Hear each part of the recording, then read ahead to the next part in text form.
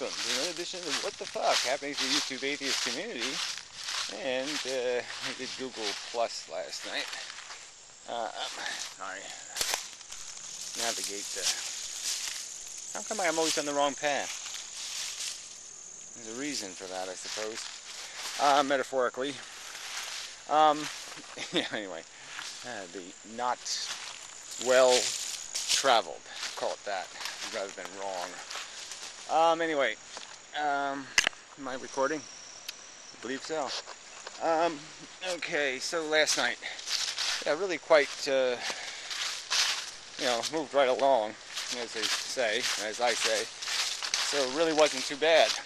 And, I did waste some time in the beginning. There was a girl in the room. And, so yeah, it does distract me. But then we got to business and it went along pretty well. And even did some physics later on that I don't think was too obnoxious. And yeah, I'm satisfied, generally speaking. Productive. Made some good points, I think.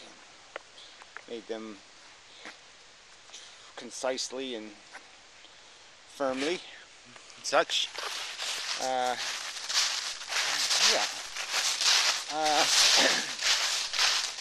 So, yeah, there's not much to say. Seems like progress in terms of, nailing people on their clear and overt optimism bias and their, lack of accounting for existence. And there's like people overtly and aggressively preaching that kind of denialism. Just pretend there's no victims. Just pretend you're not making the victims. Avoid accountability. And, when you're face to face with those people, you can reveal their glibness, their, aggressive desire to really just disengage from conversation, implying or implicating them in having to take some kind of responsibility for what they not only support, but overtly, but what they support by fence sitting, by not doing anything, by not even saying the words, yes, we have to do better. We have to do better. Not that we can do better or some other thing. No, that we must do better. Or else it's a failed experiment. Some kind of more aggressive, sorry about the wind, not exactly my fault, but it exists nonetheless. Kind of, getting kind of brisk. Yeah, I guess that's what they call it. They are always doing things. The lousy, rotten days. So yeah, I don't know how much to go over. Some of this stuff just ends up being horribly redundant. Did bring up the subject of the right to die, which is I got to do some work on just for the next episode of Bloggerdome. And it's a difficult subject to make entertaining. But it is a good subject for this,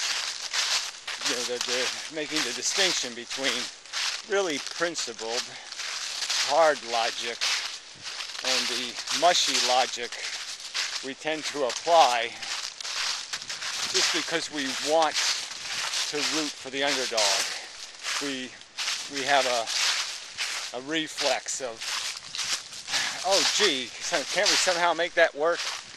And it's not a rational reflex, but it's a admirable reflex in the sense that it has a good intention, in the sense that it's completely built out of a kind of empathy, a kind of not wanting someone to fail, kind of not wanting them to be defeated. These are all positive things. But yes, it just ends up manifesting into another element of the irrationality that just covers and suffocates rational conversation about what it is to be alive, and whether you have any realistic prospects of getting through your life being something productive in any other way but being a janitor, being a good servant to the necessity of cleaning up the mess we make, the horror. There aren't really any good jobs. They're good jobs in the sense that they're productive in terms of attempting to clean up the mess, but they're not good in the sense of, gee, that's fun. It's work. It's not play. You're not getting paid to play. You're going to get paid to work. You're going to pay for your comfort. With the burdens and tediousness of having to spend your time doing this sort of thing, arguing for basic liberties, for basic, to prevent insane, stupid torture. I mean, to have to advocate for the right to die is in many respects no better than advocating against witch burning. To prevent somebody in pain from dying isn't any better than torturing a witch on a stick. The end result will be the same. You will cause torture, and you'll do it for no good reason. And there's no good reason to perpetuate somebody's existence, unless I use the example of, somebody's blood being a cure for AIDS or something. And so you might be able to rationalize an excuse to try to persuade them to hang in there because of all the misery they're preventing. But we know that's not the average life. And it's only a rare person's existence that has that kind of charming benefit to society. Most of us just are mess makers, and the sooner we stop making a mess, the better. There's no winning the game of need gratification, need satisfaction, need satiation, feeding. Feeding is likely to have something called food involved, and the food is likely to be something of significant value in itself, and that you'll be sentencing to some sort of harm or negative condition, and so therefore it's a circularly it's a bounce that doesn't go higher. You don't gain anything. You just lose a little bit every day, and the losses add up. So I did use the example too, which I like, of trying to get people to imagine, their portion of the biosphere, their 1/7 billionth of the biosphere, and just calculate in their imagination, the hundreds of thousands, perhaps millions, perhaps billions of organisms, sentient, feeling organisms, that are, that go through torturous circumstances of struggle and death to maintain this biosphere that you feed on. That your life isn't free, regardless of what you think. That the cost is not only to other humans in terms of your deficit spending and your other insane notions of exploiting the environment and whatnot. There'll be prices to pay for your existence in the human community, but in the biospheres where the real mass, the real weight of the cost of life, your special flatworm singing and dancing production, your play, your expression of your interestingness is very, very, very expensive. The theater of your existence is a really expensive building to maintain. This is a really good test for the Band-Aid. It's really windy. So yeah, I don't want to make a video, but I just did actually. Yeah, there's just not much to do. I mean, I'd like to be able to do some sort of more community news kind of thing, like, oh yeah, the atheists are doing something, but they're really all lunatics. They're either nihilists or morons. So, not much to say. Are so politically correct, they're sickening.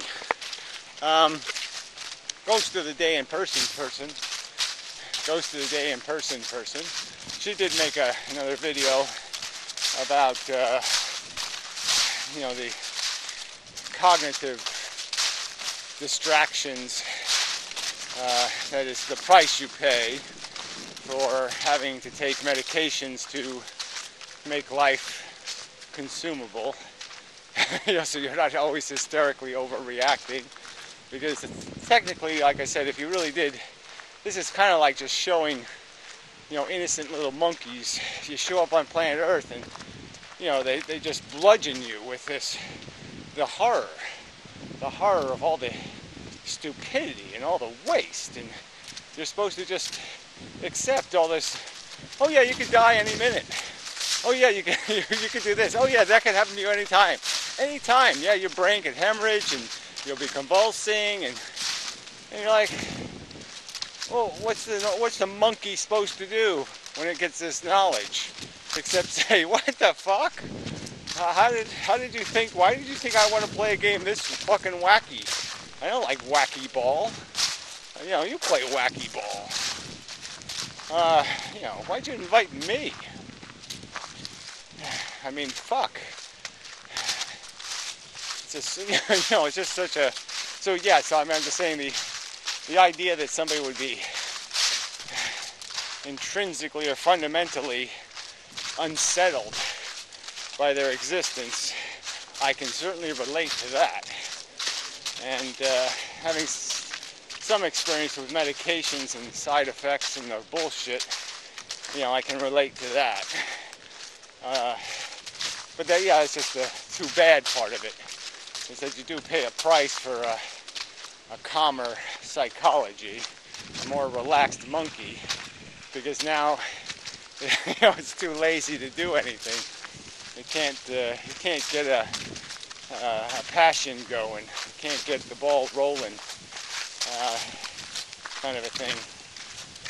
But I think she's doing fine. So I think probably part of the problem is she's so so.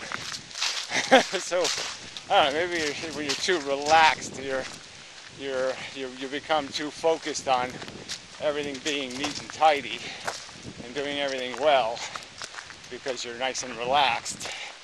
So it gives you the ability to do that. So you start overthinking rather than underthinking.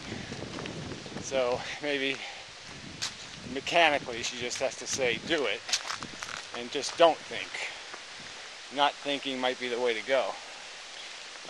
Just let it happen. Because it seems she does just fine. But, you can never tell people that kind of shit.